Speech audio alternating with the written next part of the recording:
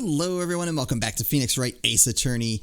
In the last episode we started day 3 of the trial. I feel like I have a pretty good grip on what's going on here. We're about to cross-examine Acro again about his physical strength. I think I see the contradiction. Let's see what he has to say. He's simply stalling. It's shameful, really. I can't let her get to me. I've got to focus.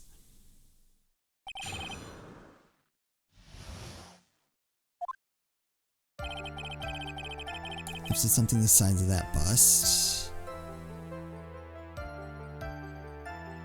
Alright, I don't feel the need to press that. I have a strong upper body from working as an acrobat and only my legs are injured. Okay, none of this seems worth contradicting.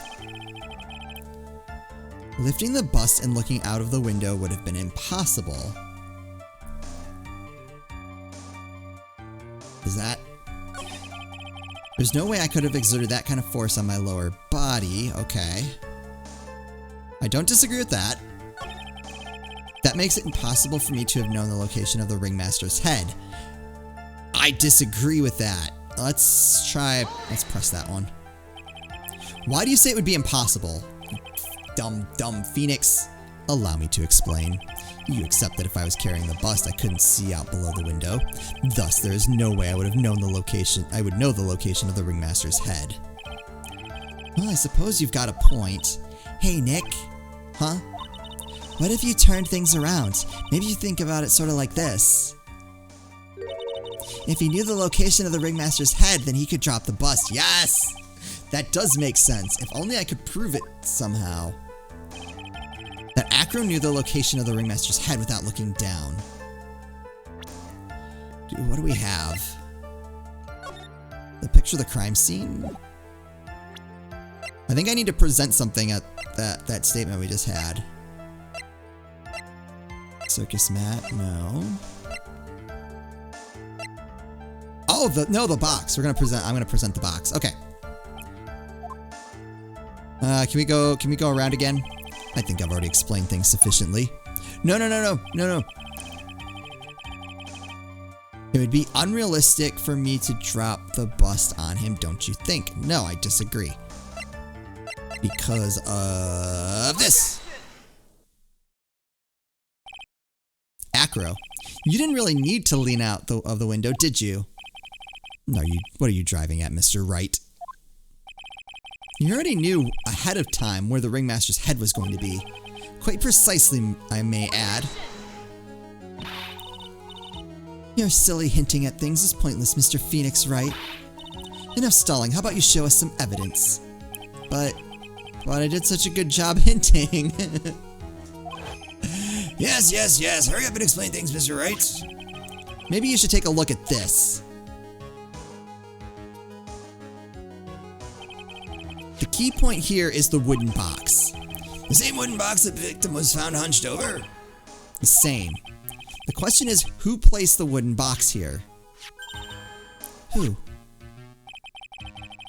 When Ben and company saw the ringmaster, they didn't see him holding the box, which means that this wooden box was already placed at the scene of the crime. I have to admit that your theory makes a lot of sense. The moment that the bust came falling down was exactly the same moment that the ringmaster lifted up this wooden box. Which means that the answer to all these questions is now crystal clear. You mean... If the bust were to fall upon the point marked out by the wooden box, there would be no way that it could miss the head of the victim. No. She's mad. Order, this is unbelievable. Finally, some of these loose ends are starting to tie themselves up. Now I just gotta keep going, and there's only one way to go from here. Forward. So the next question I have is, who placed that wooden box at the scene? It was Mr. Dingling, of course. He connected it to a rope, and then all he had to do was lower it down. Ow! Allow me to whip some sense into you, Mr. Phoenix Wright. Ow! The ringmaster's head could have been anywhere when he lifted the box. That's why the box was so specially made. Specially made? Indeed. It had the most peculiar feature.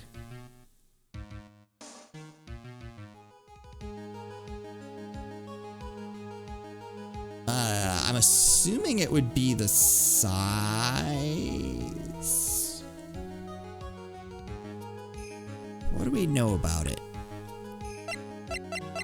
Oh wait, no, didn't it say something like it was, yeah, 20 pounds.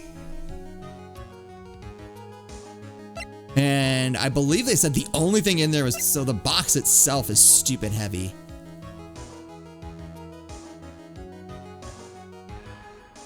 Okay, yeah, no, it's gotta be the weight. I mean, the contents are weird too. I went from, it's definitely size too. Is it weight or the contents? Because they're both weird. I feel like the weight plays into it more.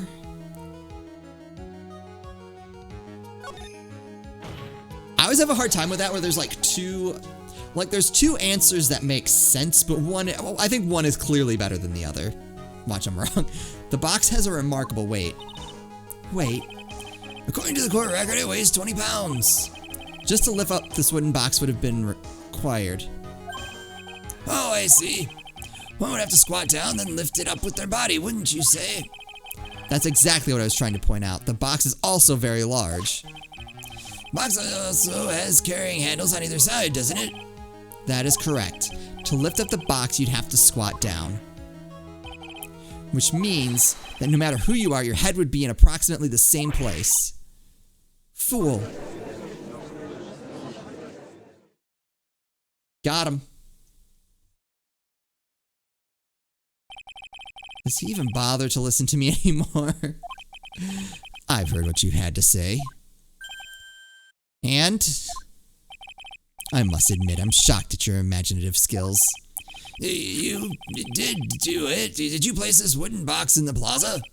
Mr. Wright may have a vivid imagination, but I could never have done what he's proposing. What? Mr. Wright, do you recall the original location of Max's bust?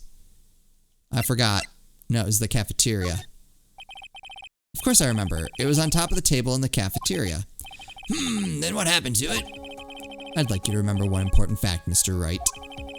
I could not possibly leave the lodging house by myself. Ah, that means... You understand what I mean, don't you? I may very well have been able to drop the bust from my room. However, how would I have gotten the bust from the cafeteria to my room? Uh-oh.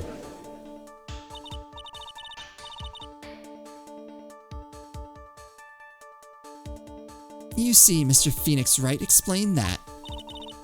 Don't forget, you said there was no accomplice. Oh no, we walked into that one. Tell us exactly how the witness would have carried the bust from the cafeteria. Yep, we definitely have a problem here. This is no place to get perplexed. I've got to get my wits about me and prove how things happened once and for all. Alright, Mr. Wright, let's hear your explanation.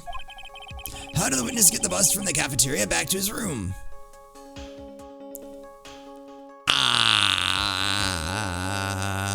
I don't know. Okay. Let's think about this. Oh, does it say how heavy the bust was? I have an idea. I just don't know how practical it is.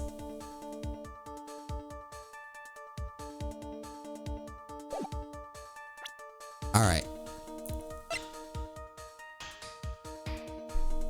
We'll circle back to that. I want to see if there's anything else that helps me. How did the witness get the bust from the cafeteria?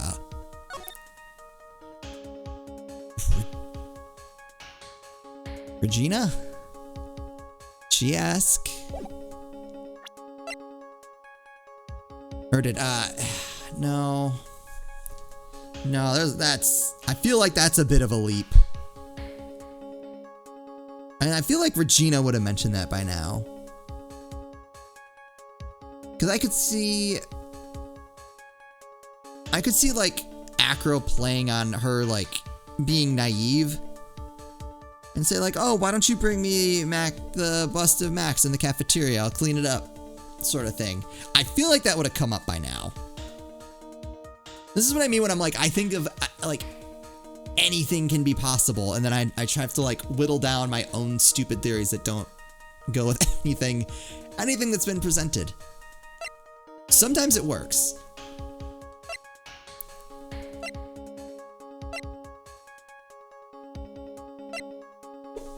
A monkey who takes care of Acro habitually gathers all sorts of shiny objects. But could it grab the bust?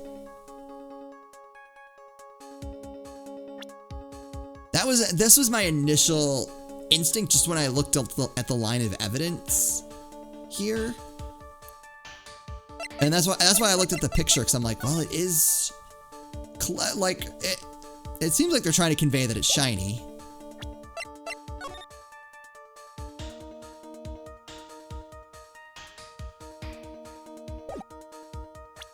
I'm gonna try it. It looks like it's not gonna hurt me too bad if I'm wrong. A monkey. Everyone knows Money. He loves shiny objects of any size. Oh, like when he stole the ventriloquist's ring. So, are you saying the witness had a monkey steal the bust? I don't like that I did that. Of course he didn't order the monkey to steal it.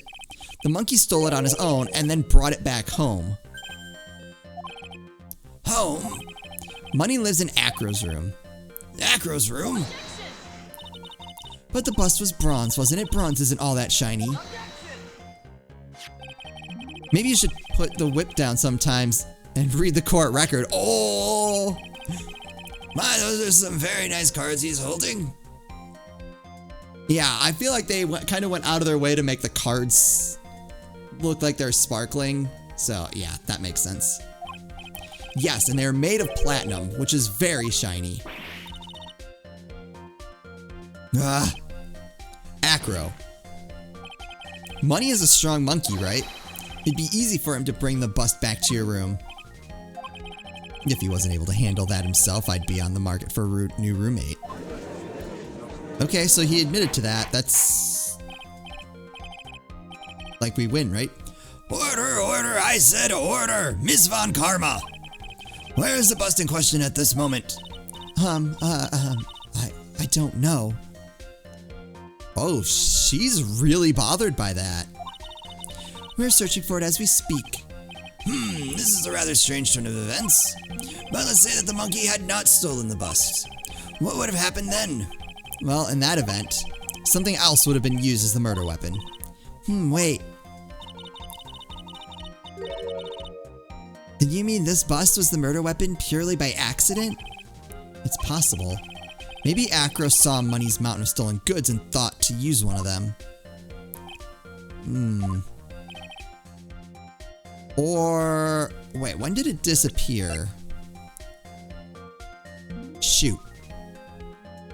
Because I'm thinking if it was taken, like, even the day before the murder.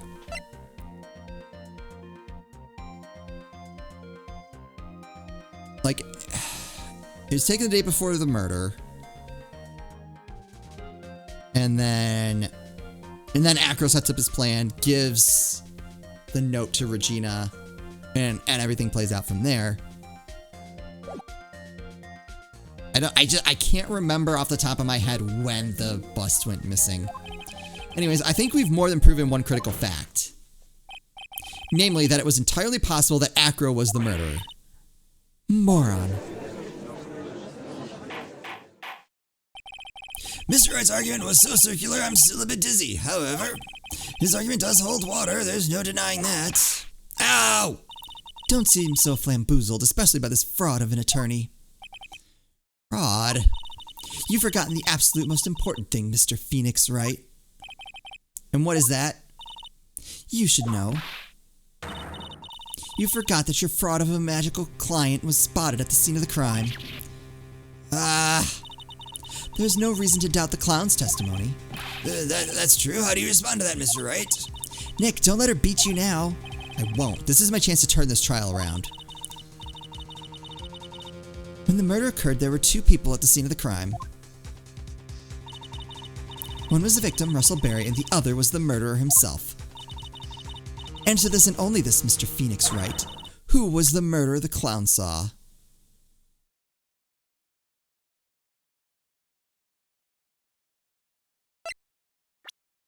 Who was the murderer the clown saw?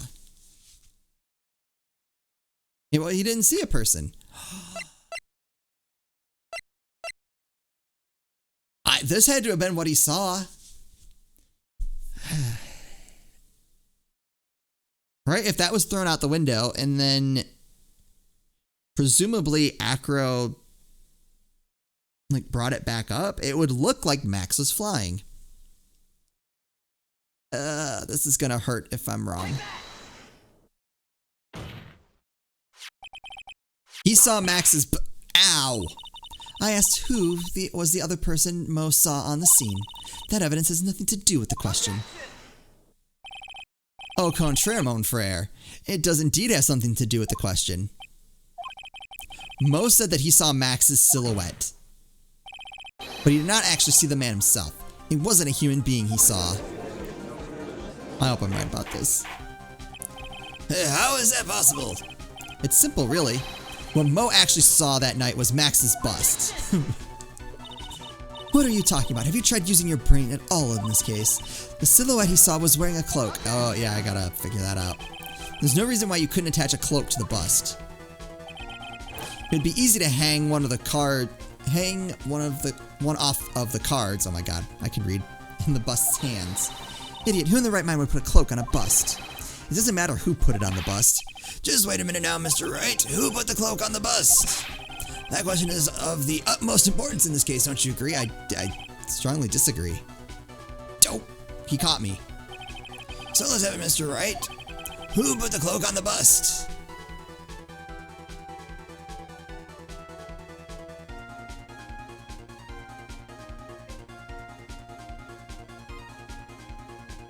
What? Who put the cloak on the bust?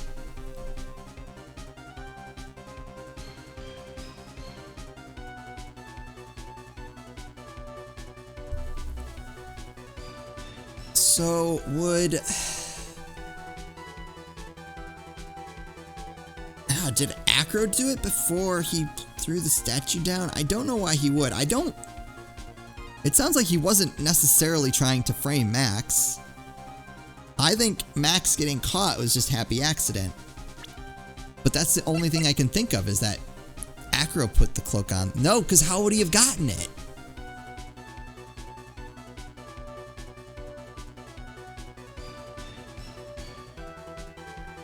Because the ringmaster had the hat and the cloak. The hat was found at the scene, and the cloak, from what I remember, wasn't. We certainly don't have it as evidence. So Acro couldn't have put that on there.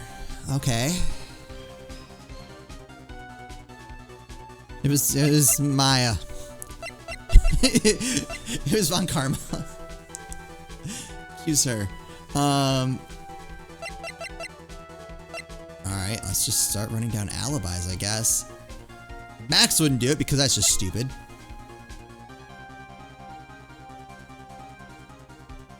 Ben... Again, I don't think he had an accomplice.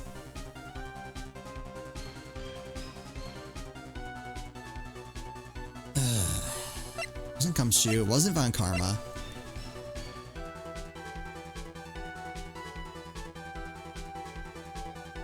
Alright. Let's think about this. I feel this is making me feel kind of dumb, actually.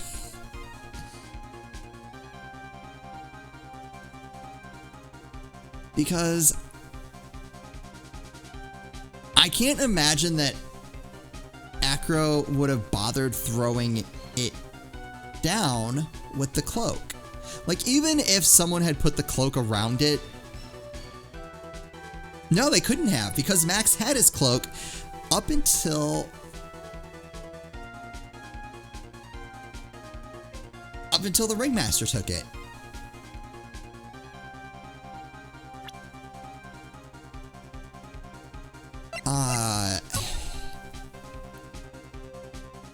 Well, wait. And the ringmaster's... So the cloak hasn't been found. The ringmaster didn't have it, but he left with it.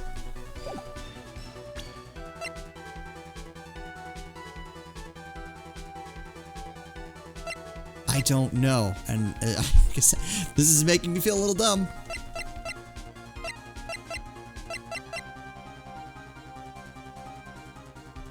Made to order hat. That doesn't help.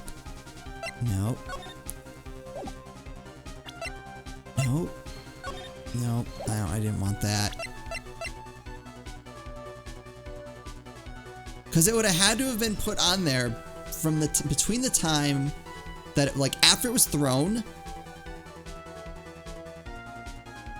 to the time it was brought up. The only person who could have possibly done it is Russell. Because he had the cloak, and there were no footprints, so no one else was down there. But why would he do that? Why would he put the cloak on there?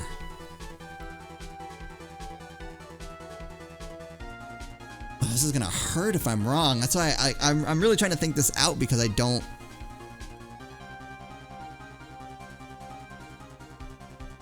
Let's see, how many guesses would I get? I'd get like 4 guesses at this. Okay.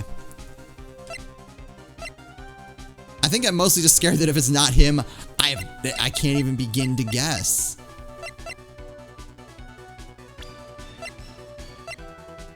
I think that's what's actually psyching me out.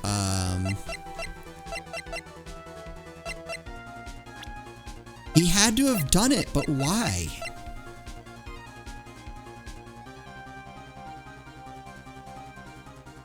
Why would he do that? But fool him. You were saying it was the victim himself, Russell Berry? That's what. Oh, the music didn't stop. Uh-oh. That's what I'm saying. The victim himself placed the cloak on the bust. Placed the cloak isn't really the right way of putting it. Oh! Did I get, like, snagged?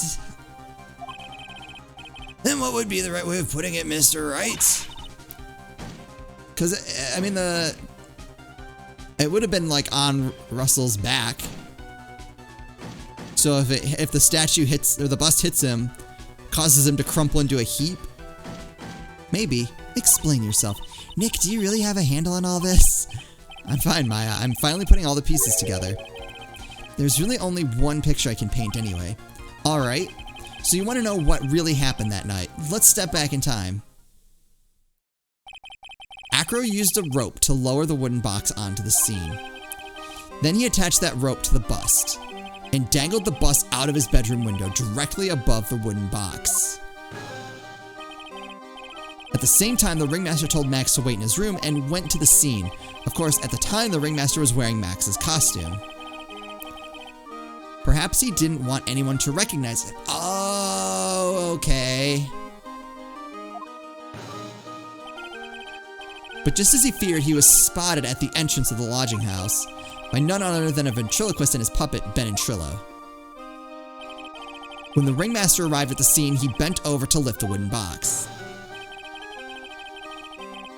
And that's when Acro took his chance and released the rope.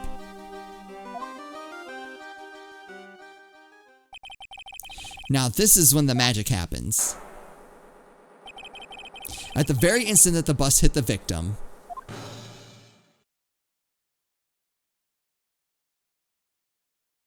that's not quite how I envisioned that, like the physics working there, but whatever. You, wait just a second there, Mr. Phoenix Wright. As much as you try, as much as you scheme, this just isn't true. It can't be. It's still a little early to be getting so upset, Miss Von Karma. The circus isn't over yet. What?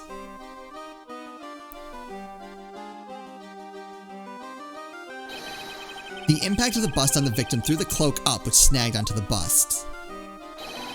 That impact also caused the sound a certain witness heard, prompting him to take a look.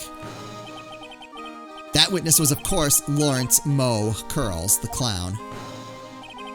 When Moe looked out his window, the cloak had already snagged onto the bust. Now, having completed the crime, Acro naturally went about pulling up the murder weapon. Of course, he had no idea that Moe saw the bust being raised with the cloak dangling on it, primarily because in his wheelchair he couldn't see out of his window, so he just kept pulling the bust up. That made it look like he floated away. Okay, so not exactly how I thought it was going to turn out when at the start of the previous episode. And that is how the magical murderer disappearing into the sky came to be.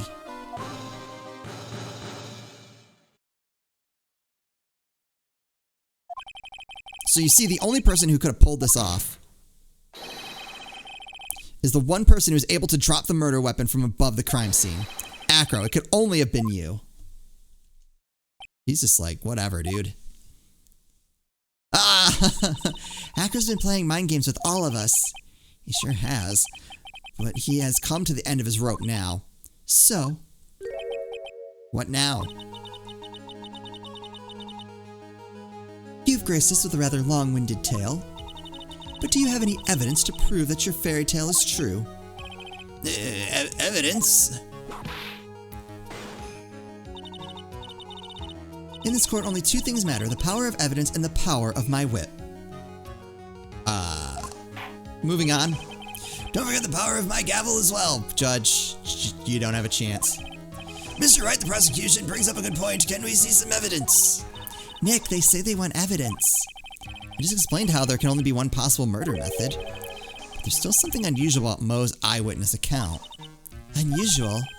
A contradiction, actually. Okay, then use that and go out and get out of this jam. That's enough talking amongst yourselves. Proceed, Mr. Wright. Present some evidence to the court that backs your claims. I want hard proof that you unraveled the trick to this magic case. Okay.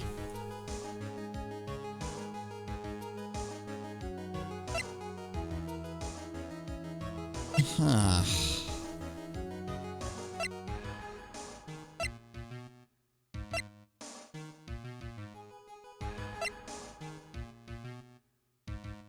Hard proof that you've unraveled the trick to this magic case.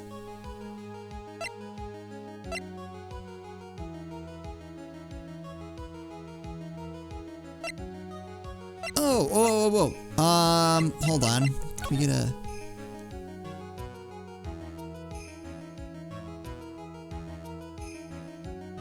Have we addressed... I think we have, but not really directly.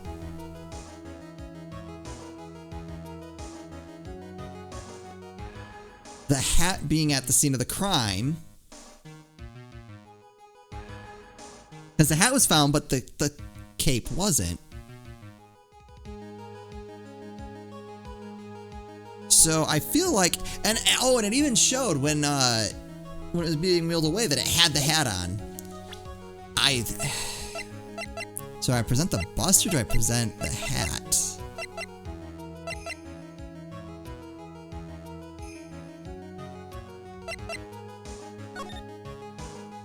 I don't know. I don't know which one makes more sense. That might not even be where they're going. I was feeling so good for like a minute.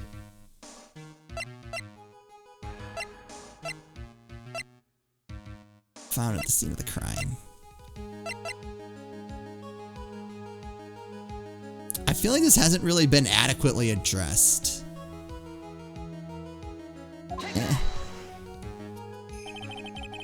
Crap. The problem is Max's three symbols. You know, the silk hat, the cloak, and the white roses. Those symbols were a problem numerous times during yesterday's proceedings. Yesterday there were two contradictions in Mo's testimony.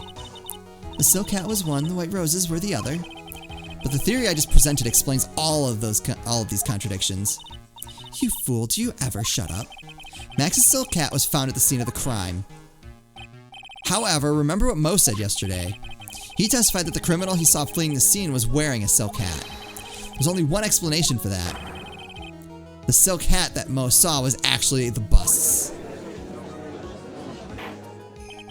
Makes sense. If you look at it that way, then he did see the silk hat. Well, sort of. Fine, you got one, but what about the other contradiction? The other contradiction? Remember what that ventriloquist said in court? He said that he witnessed white roses on Max's chest that night. But the clown's testimony doesn't match. The clown said that there were no white roses. I'd like to see you try and explain that one away. Can you do it, Nick? Of course, I can explain all of it. What was that? Please recall the instant when the cloak snagged onto the bust. If the cloak snake got into the bus, what happened to the white roses? Oh! I'm surprised they didn't make me figure that out. Do you get it yet? If the cloak got snagged onto the front of the bust, it means that the white roses would end up on the back of the bust. Which explains why Mo didn't see them. The white roses were not visible because they were on the back side of the bust. Order! Order! Oh. This is quite the shocking state of affairs. Mr. Wright's theory still sounds a bit absurd to me. However, let's just keep going down this road for a while and see where it leads. Let's do this, Nick. It may be Von Karma that will... Then maybe Von Karma will finally throw in the towel. None of them seem worried. Well, so much for that theory. Mr. Wright, do you mind? What is it? You took the time to research our circus, didn't you? Well, yes, I did. Is there something making you think I didn't? If you did, then maybe you'll understand why I think you're off track. Why is that? I guess we'll maybe pick this up in the next episode. We're starting to run a little long. I don't know how much longer this has to go. We've only been at this for about an hour. I think that's not too bad. So I'm assuming there's probably another episode's worth of stuff here. We'll just have to find out what is happening in the next episode. As always, thank you guys so much for watching, and I'll see you next time.